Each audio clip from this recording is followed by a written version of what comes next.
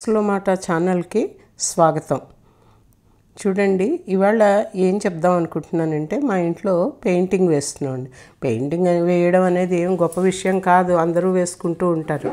కానీ ఆ పెయింటింగ్ వేయడం కోసం వాళ్ళు ఎంత బాగా, మాది డూప్లెక్స్ హౌస్ అనమాట. ఆ డూప్లెక్స్ హౌస్లోని వాళ్ళు ఎంత బాగా అరేంజ్ చేసుకున్నారంటే సన్న సన్న కర్రలతోటి ఇట్లా బాగా అరేంజ్ చేసుకొని అక్కడ ఒక చిన్న నిచ్చెన లాంటిది పెట్టుకొని ఆ నిచ్చెన్ని జరుపుకుంటూ పెయింట్ వేస్తున్నారనమాట.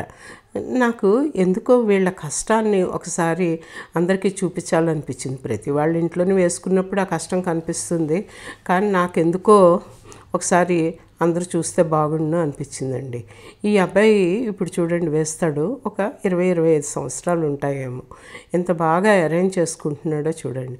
ఆ నిచ్చెన మీద ఎక్కడం కోసం, దాని మీద ఎక్కడం కోసం ఇప్పుడు ఇక్కడ ఇవన్నీ పెట్టుకొని దాని మీద నుంచి అక్కడికి వెళ్తాడనమాట. అక్కడికి చూడండి ఎంత నిజంగా కదా, ఆ పిల్లాడి ధైర్యానికి మెచ్చుకోవాలనిపించింది. అంటే ఎవరు వృత్తి ధర్మం వాళ్ళది, వాళ్ళు ఆ వృత్తిలోని నిష్ణాతులు కాబట్టే ఆ పని చేయగలుగుతున్నారు. నేను అడిగాను, ఈ అబ్బాయిని ఎన్ని సంవత్సరాల నుంచి చేస్తున్నావు ఈ పని అని. అంటే 2 సంవత్సరాల నుంచి చేస్తున్నాను అని అన్నాడు.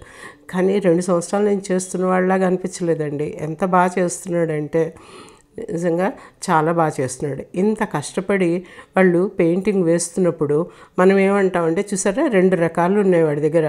ఒకటేమో ఆ మూలలు వేయడానికి బ్రష్, ఇంకోటేమో రోలర్.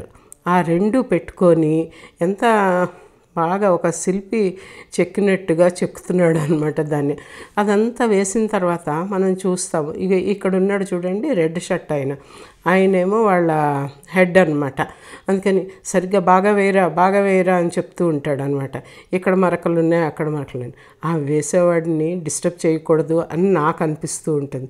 మనం అంతా వేసిన తర్వాత మనం ఏం చేస్తామో తెలుసా అండి, ఇగో బాబు ఆ మూలను కొంచెము పోలే ఉంది చూడు, సరిగ్గా వేయలేదు చూడు, ఇవన్నీ అంటుంటాను. నేను కూడా దానికేమో అతీతురాలను కాదనుకోండి, కానీ చెప్తున్నాను ఎంత బాగా వేస్తున్నాడు కదా.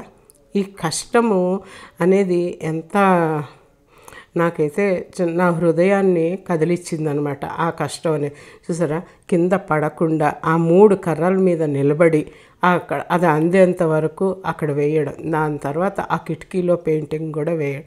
అందుకని అందరినీ గౌరవించండి, ఎవరి వృత్తి అనేది వాళ్ళకే గొప్పది.